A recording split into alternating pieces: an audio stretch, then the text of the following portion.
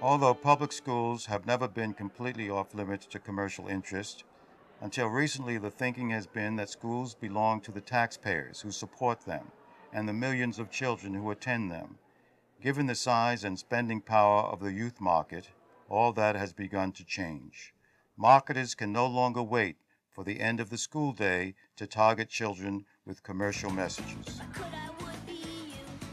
Young people are target marketed by advertising from the minute they wake up in the morning and turn on the television to watch cartoons, on the streets, at music festivals.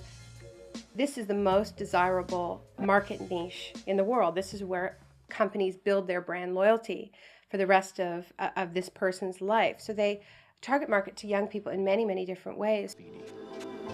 Pepsi drinker for life. Pepsi, Generation Next. It's very difficult to aggregate children in one place and market to them. Schools are where you can find children. You can find them there every day. You can find them there most of the year. And that's where the money is for advertisers. Advertisers want to get into schools because kids buy things. Kids are a source of great profits. Classrooms, in a sense, represent the last frontier, another marketplace that hasn't been captured.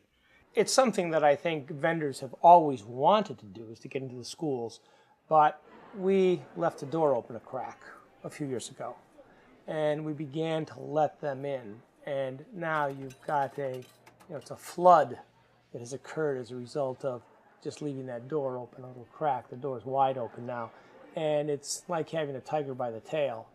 It can get out of control very quickly. So now if you bring commercialism into the schools, which before this were commercial-free zones, once you bring it in, that's the final step. Now there's not a minute of the day, except when children are sleeping, that they are not exposed to commercial messages. Essentially what's happening here is children are being described as objects whose primary purpose is to be manipulated for some benefit to an adult. Not necessarily an adult who cares about them. It might be a shareholder, it might be a product manager, but not necessarily an adult who has their best interests at heart. Commercialism in the schools, it's just making the parents' job that much harder. They are surrounded by the advertising and the commercialism in the world outside of school. And it would be nice to think of the schools as being a place where the parent still wasn't working to safeguard them.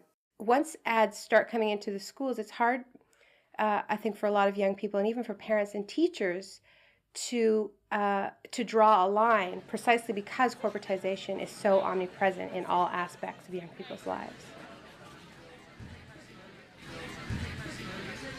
When you see advertising placed on a wall of a school, students are liable to think that that is the correct way to go, that this is a good product for them, not realizing the district is simply, making some money. And I think that, a school district has a bigger responsibility than just making money, that we also have to be an example to young people.